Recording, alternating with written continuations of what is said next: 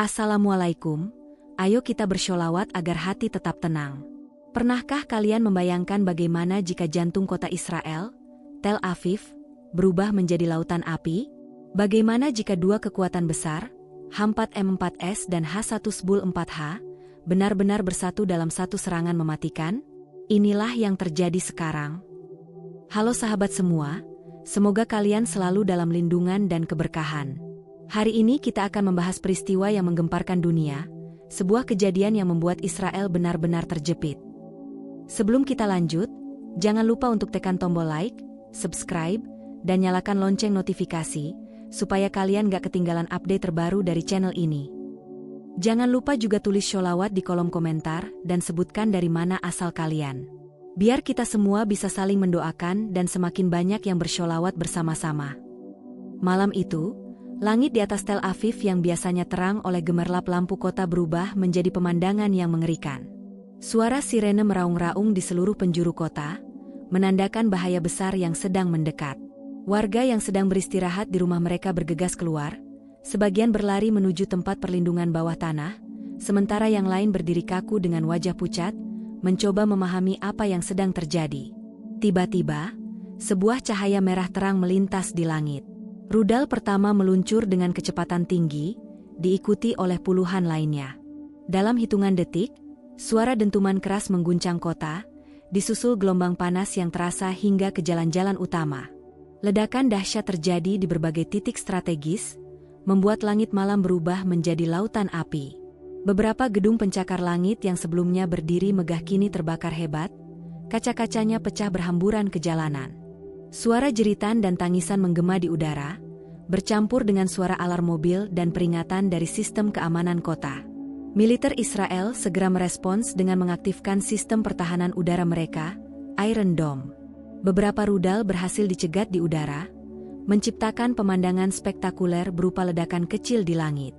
Namun, jumlah roket yang diluncurkan begitu banyak, membuat sistem pertahanan kewalahan. Satu persatu rudal lolos dari intersepsi dan menghantam targetnya, menghancurkan fasilitas militer, stasiun bus, hingga pusat perbelanjaan yang biasanya dipenuhi warga. Di salah satu distrik bisnis Tel Aviv, sebuah gedung perkantoran setinggi 20 lantai terkena hantaman langsung. Ledakan besar membuat struktur bangunan tidak mampu menahan tekanan, hingga akhirnya runtuh dengan suara gemuruh yang mengguncang tanah.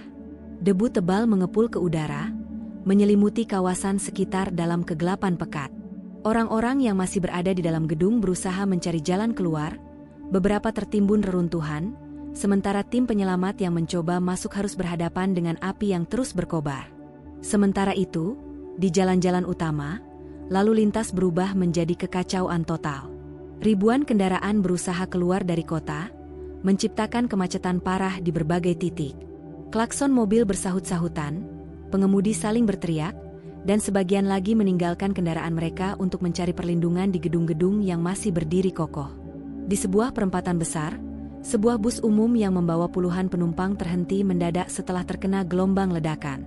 Kaca-kacanya pecah, para penumpang berlarian keluar dengan wajah ketakutan, beberapa di antaranya mengalami luka akibat pecahan kaca dan puing-puing yang beterbangan. Di tengah kepanikan yang semakin menjadi, layanan darurat mulai beroperasi. Ambulans dan pemadam kebakaran melaju dengan sirene meraung, mencoba menembus kerumunan untuk mencapai lokasi terdampak.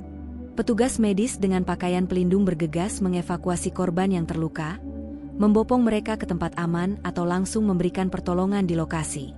Asap tebal memenuhi udara, menyulitkan pernapasan, sementara suara dari pengeras suara kota terus menginstruksikan warga untuk segera berlindung. Di salah satu sudut kota, seorang ayah berusaha melindungi anaknya dengan memeluk erat di bawah runtuhan toko yang ambruk. Mata mereka dipenuhi ketakutan, namun si ayah terus berusaha menenangkan anaknya yang menangis ketakutan. Sementara itu, di sebuah apartemen yang terbakar, seorang ibu berteriak meminta tolong dari balkon lantai atas. Asap hitam semakin pekat, dan tanpa bantuan cepat, nyawa mereka terancam hilang dalam kobaran api yang semakin besar. Tak jauh dari situ, sebuah stasiun kereta bawah tanah mengalami kehancuran parah setelah dihantam langsung oleh rudal. Peron yang biasanya dipenuhi para komuter kini berubah menjadi lautan debu dan api. Sebagian besar penumpang yang masih berada di dalam stasiun berusaha mencari jalan keluar, Beberapa terjebak di eskalator yang rusak, sementara yang lain mencoba menenangkan diri meski ketakutan luar biasa melanda mereka. Pihak militer Israel berusaha mengendalikan situasi, namun serangan ini datang begitu mendadak dan dalam jumlah yang belum pernah terjadi sebelumnya. Drone-drone pengintai berterbangan di atas kota, mencoba mengidentifikasi sumber serangan, namun asap tebal yang menyelimuti Tel Aviv membuat visibilitas terbatas. Pusat Komando Israel mengeluarkan perintah siaga tertinggi, sementara tentara mulai dikerahkan ke berbagai titik strategis untuk mengamankan area yang terdampak. Di berbagai media, siaran langsung menampilkan kehancuran yang terjadi di Tel Aviv. Dunia menyaksikan bagaimana kota yang biasanya menjadi pusat bisnis dan teknologi ini, kini berubah menjadi zona perang. Reporter dengan wajah tegang melaporkan situasi dari lokasi kejadian, berlindung di balik kendaraan lapis baja sambil menggambarkan betapa parahnya serangan ini. Di tengah kekacauan ini, muncul pertanyaan besar. Apakah ini hanya awal dari serangan yang lebih besar? Apakah Israel akan mampu bertahan, atau mereka akan melancarkan balasan yang lebih dahsyat? Satu hal yang pasti, malam itu Tel Aviv berubah menjadi lautan api, dan situasi di Timur Tengah semakin memanas dalam ketidakpastian yang mencekam. Serangan ini bukanlah sesuatu yang terjadi secara tiba-tiba. Ini adalah hasil dari perencanaan panjang dan koordinasi tingkat tinggi antara dua kekuatan besar di Timur Tengah, H4M4S dan H1S4H. Selama bertahun-tahun, keduanya memang sudah sering berhadapan dengan Israel. Namun kali ini mereka melakukan sesuatu yang belum pernah terjadi sebelumnya. Mereka bersatu dalam satu strategi militer besar-besaran. Dari arah selatan, kelompok H4M4S yang berbasis di Gaza mulai melancarkan serangan roket dalam jumlah besar. Roket-roket ini bukan sekadar serangan biasa, melainkan peluncuran yang telah diperhitungkan dengan cermat, menggunakan teknologi terbaru yang memungkinkan mereka menembus pertahanan udara Israel. Sumber intelijen melaporkan bahwa H4M4S telah mengembangkan rudal jarak jauh dengan daya ledak lebih besar dari sebelumnya, beberapa bahkan diklaim mampu mencapai jantung kota Tel Aviv.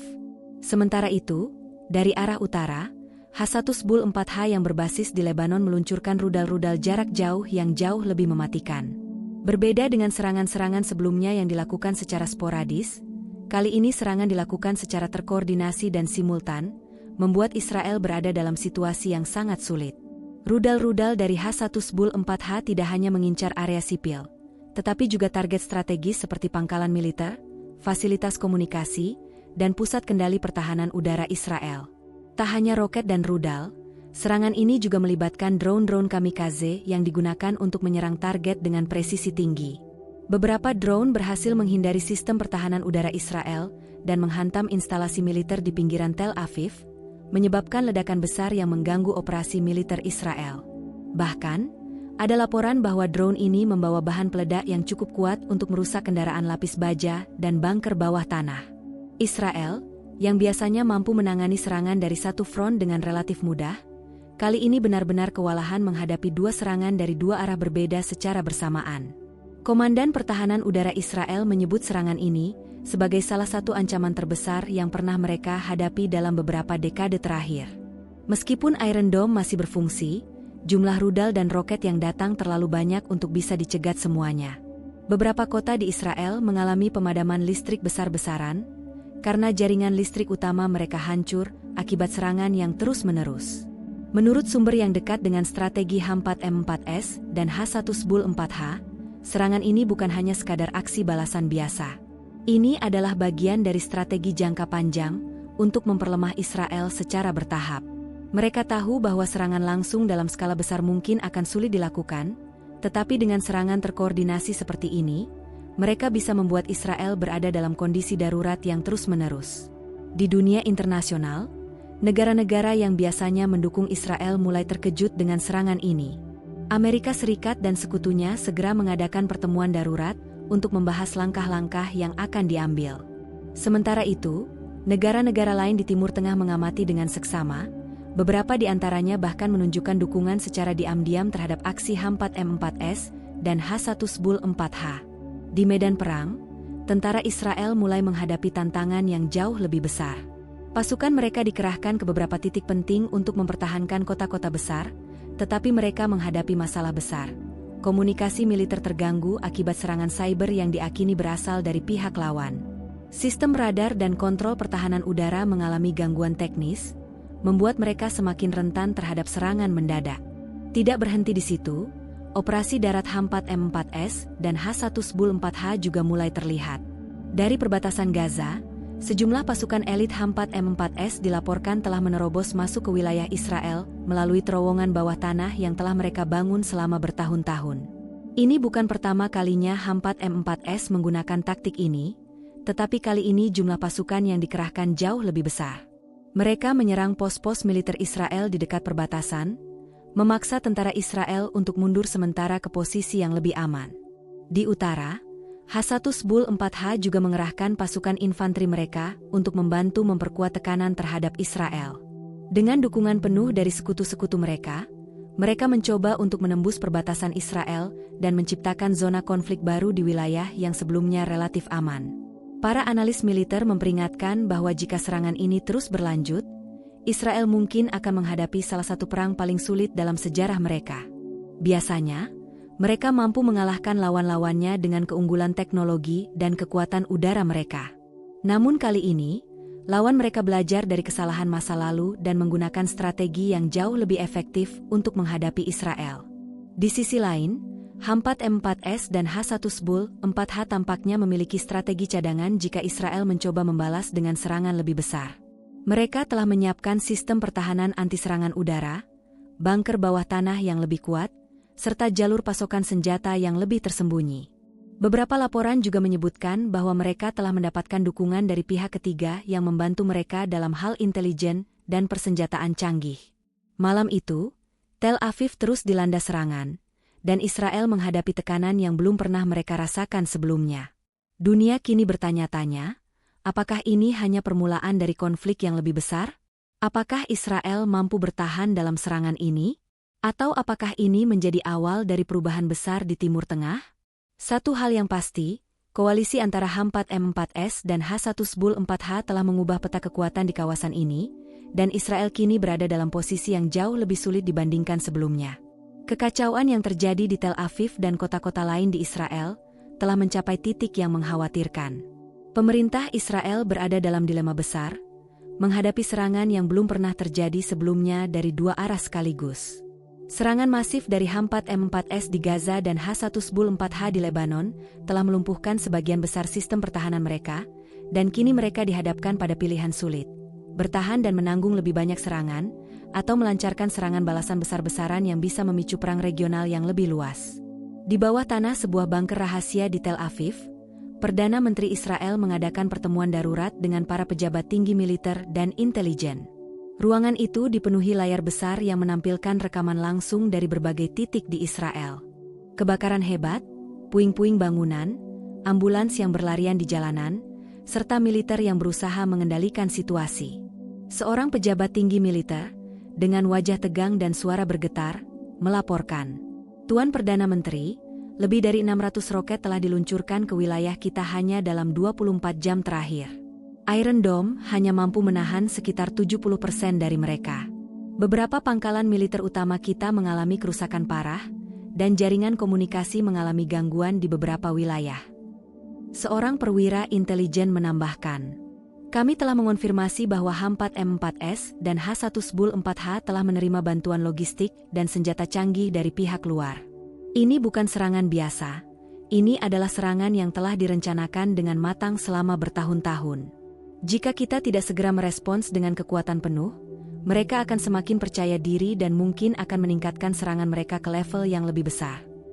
Perdana Menteri Israel terdiam sejenak, menatap layar yang menunjukkan kehancuran di Tel Aviv.